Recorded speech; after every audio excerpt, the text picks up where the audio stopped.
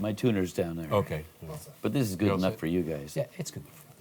Oh, I'm not picky, obviously. All right. So what I wanted to ask. So, alien attack. Right. What happened? Yeah. So I had bought a little kit.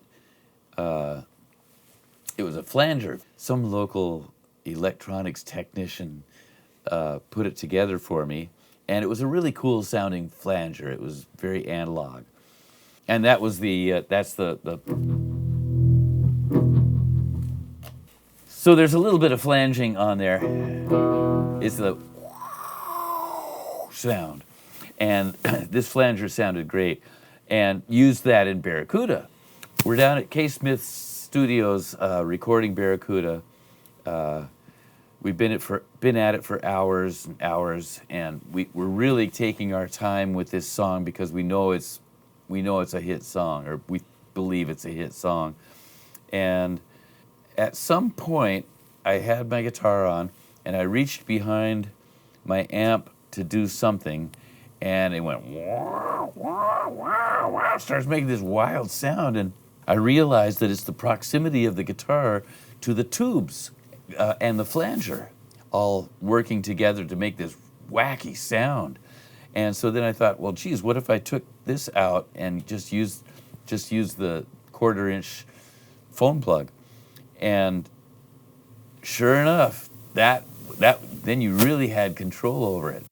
So I'm making this sound, and everyone's just kind of freaking out a little bit. And Mike Flicker said, "Hey, we got to use that on the end of the song." And he's I got to write this down. What are we going to call it? And I said, "How about Alien Attack?"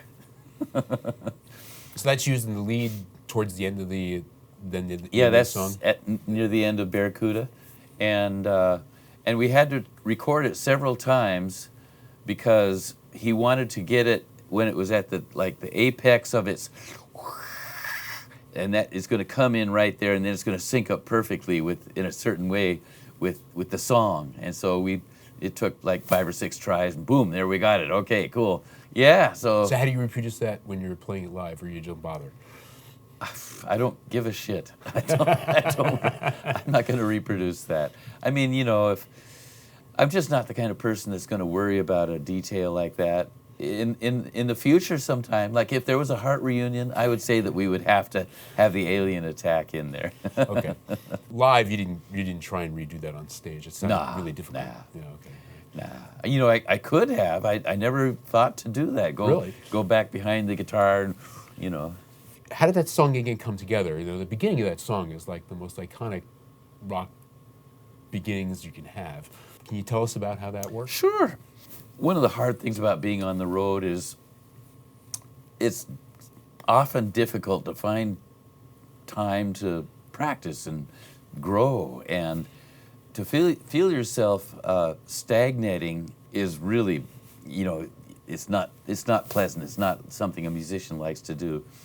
And so me and DeRozier would go down to sound checks, and much to the chagrin of probably some of the people there, we would just, wail. And we could do that for maybe an hour and a half, 2 hours, depending on circumstances of the gig and the day and how far they'd gotten set up. This one day, we had this lick, like I was just going.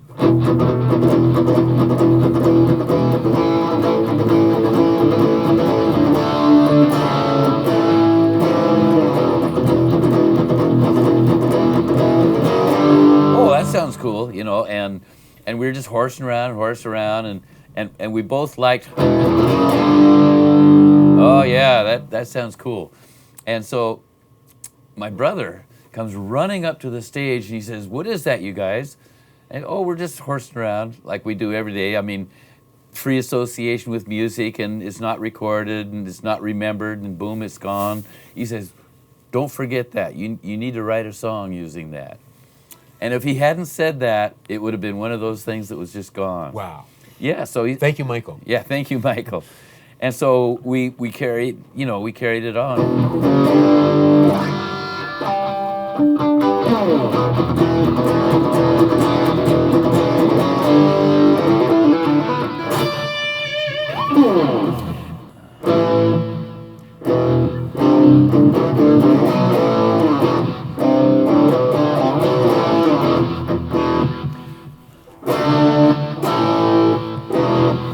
So Mike recorded, probably on a cassette, our extremely rough draft of it, and he had that with him.